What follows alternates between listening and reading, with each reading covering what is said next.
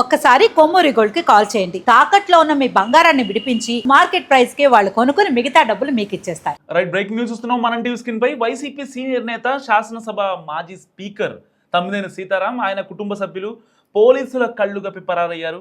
శ్రీకాకుళంలో సంచలనం క్రియేట్ చేసిన సుమారు 4 కోట్ల విలువైన భూ కబ్జా కుట్ర కేసులో తమ్మినేని సీతారాం, ఆయన భార్య వాణి, కుమారుడు వెంకట శ్రీరామ చిరంజీవి నాగ్ నిందితులుగా ఉన్నారు. సో అరెస్ట్ ఖాయమని తెలుసుకున్న తమ్మినేని కుటుంబం ఇవాళ తెల్లవారుజామున 3 గంటల ప్రాంతంలో ఆముదాల వలసలోని తమ అద్దె ఇల్లు వదిలి రహస్యంగా పరారయ్యారు. సో ఇంట్లో 2 సొంత కార్లు ఉన్నప్పటికీ ఎవరికి అనుమానం రాకుండా ప్రైవేట్గా అంటే వేరే వాళ్ళది ఇన్నోవా కారుని రప్పించి అందులో వెళ్ళారు. సో పోలీసులు తమ లొకేషన్ ట్రాక్ చేయకుండా ఉండేందుకు ఫోన్లను కూడా ఇంట్లోనే వదిలేసి వెళ్ళడం ఇప్పుడు చర్చనీయాంశంగా మారింది. సో ఇచ్చాపురం పంచాయతీ బలగ పరిధిలో ఉన్న భూ యజమాని బతికుండగానే ఆయన చనిపోయినట్లు నకిలీ మరణ ధృవీకరణ పత్రాలు క్రియేట్ చేశారు. అండ్ ఆ తర్వాత ఒడిస్సాకు చెందిన ఒక మహిళను ఏకైక వారసురాలిగా తెరపైకి తెచ్చి ఆ స్థలాన్ని తమ్మినేని సీతారాం కుమారుడి పేరు మీద అక్రమంగా రిజిస్ట్రేషన్ చేయించారు. ఈ దందాను పోలీసులు ఆదివారం బయటపెట్టారు. సో ఈ కుట్రలో భాగమైన 13 మంది నిందితుల్లో హిరమండలం సబ్ రిజిస్ట్రార్ సహా 8 మందిని అరెస్ట్ చేసి రిమాండ్కి పంపారు. అయితే కళ్ళెదుటే ఉన్న తమ్మినేని కుటుంబాన్ని అరెస్ట్ చేయకుండా పోలీసులు కాలయాపన చేశారని, ఆ జాప్యం వల్లే వాళ్ళు న్యాయ సలహాలు తీసుకుంటూ పరారయ్యారని విమర్శలు కూడా వెల్లువెత్తున్న నేపథ్యంలో మాజీ హోంగార్డ్ త్రినాథ్, తెలుగు సతీష్ కుమార్, రజనీ తదితరులు ఒక ముఠాగా ఏర్పడి నకిలీ పత్రాలతో 10ల సంఖ్యలో దొంగ రిజిస్ట్రేషన్లు చేసినట్టు కూడా విచారణలో తేలింది. వైసీపీ హయాంలో స్పీకర్ హోదాలో ఉన్నప్పుడు తమ్మినేని కొనుగోలు చేసిన భూముల్లో ఇలాంటి అక్రమ రిజిస్ట్రేషన్లు ఇంకెన్ని ఉన్నాయనే కోణంలో కూడా పోలీసులు ఇప్పుడు ఆరా తీస్తున్న పరిస్థితి.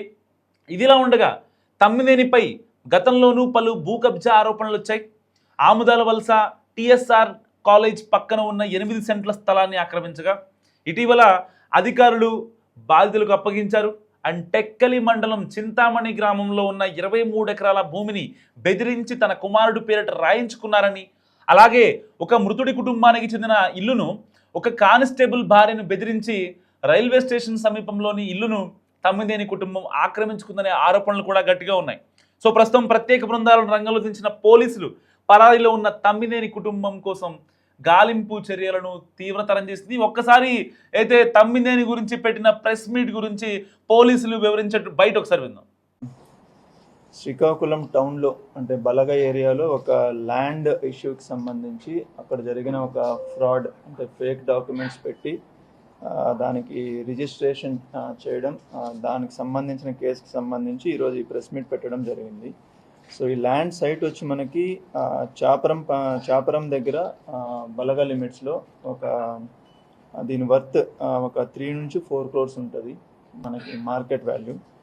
సో ఇది 35/13. ఇందులో ఉన్న సర్వే నెంబర్లో ప్లాట్ నెంబర్స్ 84, 85, 86. ఇది ఒక 900 square feet ల్యాండ్ సైట్ ఏదైతే ఉందో ఆ సైట్ని 1988 తర్వాత 1992లో ట్రాన్సాక్షన్స్ జరిగాయి. 92లో దీనిని అందవరపు గోవిందరాజుల దగ్గర నుంచి ఒక పర్సన్ పర్చేజ్ చేస్తారు. ఇప్పుడు ఎవరైతే కంప్లైనెంట్ ఉన్నారో వాళ్ళ ఫాదర్ దీన్ని పర్చేజ్ చేయడం జరుగుతుంది. బట్ వీళ్ళు ఏంటంటే ఉద్యోగరీత్యా వీళ్ళు హైదరాబాద్లో సెటిల్ అయి ఉంటారు, ఇక్కడ లేరు. సో అప్పటి నుంచి ఆ సైట్ ఖాళీగా ఉండడంతో ఇక్కడ కొంతమంది ఏం చేశారంటే దాన్ని అందవరపు గోవిందరాజుల యొక్క డాటర్ ఎవరైతే ఉన్నారో వాళ్ళ దగ్గర నుంచి పర్చేజ్ చేసినట్లు ఒక డాక్యుమెంట్ క్రియేట్ చేసి రిజిస్ట్రేషన్ చేశారు. సో ఇందులో ఫ్రాడ్ ఏంటంటే ఈ అందవరపు గోవిందరాజులు ఎవరైతే ఉన్నారో అతను బ్రతికే ఉన్నాడు. బట్ వీళ్ళు ఏం చేశారంటే అతను చనిపోయినట్లు ఒక ఫేక్ డెత్ సర్టిఫికేట్ ఒకటి తీసుకున్నారు. అంటే అతను చనిపోయాడని చెప్పేసి ఒక సర్టిఫికేట్ తీసుకొని అదే సర్టిఫికేట్ పైన ఒక ఫ్యామిలీ సర్టిఫికేట్ కూడా ఒకటి తీసుకున్నారు. ఏంటంటే అందవరపు గోవిందరాజులకి ఒకరే డాటర్ ఉన్నారు, ఆవిడ పేరు అందవరపు రజనీ అని చెప్పి ఒక ఫ్యామిలీ హెయిర్ సర్టిఫికేట్ కూడా తీసుకున్నారు. బట్ యాక్చువల్గా మన ఇన్వెస్టిగేషన్లో ఏంటంటే అందవరపు గోవిందరాజుల పర్సన్ ఎవరైతే ఉన్నారో అతను బ్రతికే ఉన్నారు, అతనికి 3 పిల్లలు, 2 అబ్బాయిలు 1 అమ్మాయి ఉన్నారు. సో బట్ వీళ్ళు ఈ 2 కూడా ఫేక్ డాక్యుమెంట్స్ క్రియేట్ చేసి ఈ డాక్యుమెంట్ బేసిస్ తోటి రజనీ, యాక్చువల్గా వాళ్ళ ఇంటి పేరు అడపాల రజనీ, బట్ మనకి ఆధార్ కార్డులో రజనీ అని రాపించుకొని ఈ రజనీ అన్న వ్యక్తే అందవరపు రజనీ అని చెప్పేసి ఆ ఆధార్ కార్డుని పెట్టేసి రిజిస్ట్రేషన్ చేయడం జరిగింది. రిజిస్ట్రేషన్ చేసేటప్పుడు కూడా ఏంటంటే ఇందులో ఏం చేయాలంటే as per rule, as per registration act మనకి చేయవలసింది ఏంటంటే 5 lakhs అబౌట్ ట్రాన్సాక్షన్ ఏది ఉన్నా కూడా దానికి పాన్ కార్డ్ తీసుకోవాలి. బట్ ఇక్కడ పాన్ కార్డ్ అన్నది సబ్ రిజిస్ట్రార్ గారు తీసుకోలేదు. పాన్ కార్డ్ ఏమీ లేకుండా జస్ట్ మనకి ఏదైతే వీళ్ళు ఒక అగ్రిమెంట్ చేసుకొని ఉంటారో ఈ అగ్రిమెంట్లో దపదపాలుగా మాకు కొంచెం అమౌంట్, ఒక 35 లక్షల రూపాయల అమౌంట్ వచ్చిందని చెప్పి ఏదైతే రాశారో దాని బేసిస్ మీద పాన్ కార్డ్ లేకుండా రిజిస్ట్రేషన్ చేశారు. బట్ మనకు అదే రిజిస్ట్రేషన్ యాక్ట్లో ఇంకొక ఆల్టర్నేటివ్ ఏముందంటే ఇన్ కేస్ ఎవరికైనా పాన్ కార్డ్ లేకపోతే Form 60 ఫిల్ చేయవలసి ఉంటుంది. Form 60 ఫిల్ చేసి అందులో సోర్స్ ఆఫ్ ఇన్కమ్ చూపించి మేము ఈ ట్రాన్సాక్షన్స్ చేశామని చెప్పి వాళ్ళు ఒక సిగ్నేచర్ చేయవలసి ఉంటుంది. దానికి సంబంధించి Form 60 ఏదైతే ఉందో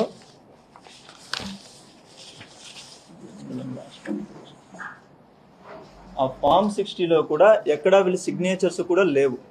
సో విచ్ మీన్స్ దానికి కావాల్సిన పాన్ కార్డు వెరిఫికేషన్ తీసుకోలేదు, Form 60 తీసుకోలేదు.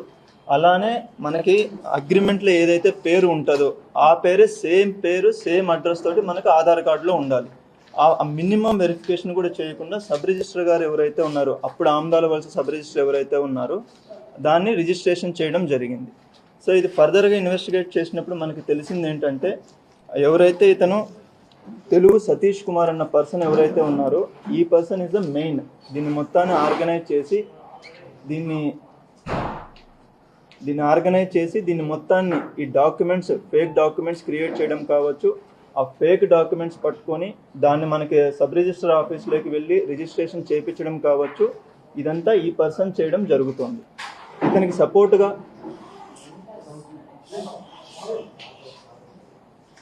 సపోర్టుగా ఎవరైతే త్రినాథ్ అన్న వ్యక్తి ఉన్నారో ఇతను కూనా పెద్దిరాజు తోటి కలిసి ఈ డాక్యుమెంట్స్, ఈ ఫేక్ డాక్యుమెంట్స్ అన్ని క్రియేట్ చేయడం, ఈ అగ్రిమెంట్ క్రియేట్ చేయడం ఇవన్నీ జరిగాయి. దీనికి సంబంధించి ఎవరైతే రిసీవర్ అంటే బయ్యర్, పర్చేజర్ ఎవరైతే ఉన్నారో వీళ్ళు వచ్చేసి ఈ ఎక్స్ స్పీకర్గా ఎవరైతే వర్క్ చేశారో తమ్మినేని సీతారాం గారు అబ్బాయి తమ్మినేని వెంకట శ్రీరామ చిరంజీవి నాగ అలియాస్ నాని, ఈ వ్యక్తి నేమ్ తోటి రిజిస్ట్రేషన్ చేసుకోవడం జరిగింది ఇది. సో ఇందులో ఏంటంటే వాళ్ళు ఎవరైతే పర్చేజర్ బయ్యర్ ఉన్నారో ఆ నాని కావచ్చు, ఆ తమ్మినేని సీతారాం గారు కావచ్చు, వాళ్ళ స్పౌజ్ తమ్మినేని వాణి గారు ఎవరైతే ఉన్నారో వీళ్ళు ముగ్గురు కలిసి వాళ్ళ కాలేజ్లో, ప్రైవేట్ డిగ్రీ కాలేజ్ ఏదైతే ఆమదాల వలసలో రన్ చేస్తున్నారో అందులో ఉన్న 4 లెక్చరర్స్, ఫ్యాకల్టీ మెంబర్స్ ఎవరైతే ఉన్నారో వాళ్ళని సాక్షి సంతకాలు పెట్టించారు ఈ 2 డాక్యుమెంట్స్లో. మనం ఎప్పుడైనా రిజిస్ట్రేషన్ చేసేటప్పుడు సాక్షి సంతకాలు ఎందుకు పెడతారంటే ఎవరైతే బయ్యర్ ఉన్నారో ఆ వ్యక్తి నాకు తెలుసు, అలానే ఎవరైతే సెల్లర్ ఉన్నారో అమ్ముతున్న వ్యక్తి కూడా నాకు తెలుసు అన్న దాని మీద సాక్షి సంతకాలు పెడతారు. బట్ ఈ 4 ఎవరికి సెల్లర్ ఎవరైతే రజనీ ఉన్నారో ఆ పర్సన్ పరిచయం లేదు, ఆవిడ ఎక్కడ ఉంటారో కూడా తెలియదు యాక్చువల్గా వీళ్ళకి. సో జస్ట్ వాళ్ళు పెట్టమని చెప్పారు కాబట్టి వీళ్ళు పెట్టేశారు. దీని అంతటికీ కూడా ఏంటంటే ఈ రజనీకి కావచ్చు, వాళ్ళ అల్లుడు లక్ష్మణ్ రావు ఎవరైతే సతీష్ దగ్గర అసిస్టెంట్గా ఉన్నారో వాళ్ళకి కావచ్చు, సతీష్ గారికి కావచ్చు, పెద్దిరాజు గారికి కావచ్చు, వీళ్ళందరికీ కూడా అమౌంట్స్ పే చేయడం జరిగింది. వాళ్ళు ఎవరైతే తమ్మినేని సీతారాం గారు ఉన్నారో, తమ్మినేని వాణి గారు అండ్ నాని అలియాస్ నాని ఎవరైతే ఉన్నారో వీళ్ళు పే చేయడం అన్నది జరిగింది. దీనిలో మనకి రజనీ అన్న వ్యక్తి ఎవరైతే ఉన్నారో ఈవిడ యాక్చువల్గా ఒడిస్సా జైపూర్ అక్కడ నివసిస్తూ ఉంటారు వీళ్ళు. వాళ్ళకి సంబంధించిన అల్లుడు లక్ష్మణ్ రావు ఎవరైతే ఇక్కడ ఉన్నారో అతను ఇక్కడ లోకల్గా ఉంటాడు. ఇతని ద్వారా సతీష్ అన్న పర్సన్ వాళ్ళని తీసుకొని వచ్చి ఇక్కడ రిజిస్ట్రేషన్ చేయడం, ఇలా ఏవైతే వేకెంట్ సైట్లు ఉన్నాయో వాటికి ఫేక్ సర్టిఫికెట్స్ క్రియేట్ చేయడం, ఈ రిజిస్ట్రేషన్స్ అన్ని చేయించడం జరుగుతుంది. ఇందులో A2 సతీష్ ఎవరైతే ఉన్నారు ఇతని పైన ఆల్రెడీ మనకు శ్రీకాకుళం రూరల్ పోలీస్ స్టేషన్లో 2 కేసెస్ ఉన్నాయి. రీసెంట్గా ఒక 3 months బ్యాక్ ఏదైతే అక్కడ ఒక సైట్లో, వేకెంట్ సైట్లో వెళ్ళి వీళ్ళు ఆక్యుపై చేయడానికి ట్రై చేస్తే అక్కడ పబ్లిక్ పట్టుకొని పోలీస్కి అప్పచెప్పిన కేసు ఏదైతే ఉందో ఆ కేసులో కూడా ఇతను ప్రథమ ముద్దాయి. సో మన ఈ ప్రెస్ మీట్ యొక్క ముఖ్య ఉద్దేశం ఏంటంటే ఈ వేకెంట్ సైట్స్ ఏవైతే ఉన్నాయో వాటిపైన ఫేక్ డాక్యుమెంట్స్, అంటే ఇప్పుడు ఎలాగైతే ఇక్కడ ఫేక్ డెత్ సర్టిఫికేట్ తీసుకున్నారు, ఫేక్ హైర్ సర్టిఫికేట్ తీసుకున్నారు, ఆధార్ కార్డును ఫోర్జడ్ చేశారు, వాటికి సంబంధించి ఒక లేని పర్సన్స్ని, అసలు ఆ ఫ్యామిలీతో సంబంధమే లేని ఒక పర్సన్ జస్ట్ బికాస్ ఆ సర్నేమ్ అని ఉంది చెప్పేసి, ఒక సర్నేమ్ ఏమో అందవరపు, ఇంకొక సర్నేమ్ ఏమో అడపాల, రెండింటికి సంబంధం లేదు, అలాంటి పర్సన్స్ని తీసుకొని వచ్చి ఇట్లా రిజిస్ట్రేషన్స్ చేసి యాక్చువల్ సైట్ ఓనర్స్ ఎవరైతే ఉన్నారో వాళ్ళకి ఇబ్బంది చేయడం అనేది జరుగుతుంది. సో మన ఇన్వెస్టిగేషన్లో తెలియంది ఏంటంటే ఈ సతీష్ కుమార్ అనే పర్సన్ ఎవరైతే ఉన్నారో ఇతను ఇలాంటివి ఇంకా కొన్ని చేశారు. మనకి ఇప్పుడు మన ఇన్వెస్టిగేషన్లో కొన్ని వచ్చాయి, ఆ డీటెయిల్స్ అన్ని ఇప్పుడు చెప్పలేము. ఆ విక్టిమ్స్ ఎవరైతే ఉన్నారో వాళ్ళతో పోలీస్ అన్న వాళ్ళు మాట్లాడడం జరుగుతుంది. మీడియా ద్వారా అండ్ పబ్లిక్కి కూడా రిక్వెస్ట్ చేస్తున్నది ఏంటంటే, ఇలాంటి ఇష్యూస్ మీకు ఏవైనా ఉంటే దయచేసి లోకల్ పోలీస్ స్టేషన్లో కంప్లైంట్స్ ఇవ్వండి. ఇస్తే దాన్ని ప్రాపర్గా డాక్యుమెంటేషన్ అన్ని వెరిఫై చేసి దాన్ని చేయడం అన్నది జరుగుతుంది. సో ఈ కేసుకి సంబంధించి ఈరోజు మొత్తం మనము 8 మందిని అరెస్ట్ చేయడం జరుగుతోంది. 8 మందిని అరెస్ట్ చేయడం జరుగుతుంది. వీళ్ళు కాకుండా సబ్ రిజిస్టర్ ఎవరైతే అరుణ గారు ఉన్నారో, ప్రజెంట్ హీరమండలంలో పనిచేస్తున్నారు, సబ్ రిజిస్టర్ గారిని కూడా ఇందులో అక్యూజ్డ్ చేయడం జరిగింది. ఆవిడని కూడా అరెస్ట్ చేయడం జరుగుతుంది. రిమైనింగ్ పర్సన్స్ ఎవరైతే ఇంకా 4 ఉన్నారో, ఒకరు అప్స్టాండింగ్లో ఉన్నారు, మిగిలిన 3 పర్సన్స్ ఏవైతే మనం మెన్షన్ చేశామో వాళ్ళను కూడా ఫర్దర్గా లీగల్ యాక్షన్ తీసుకోవడం అనేది జరుగుతుంది.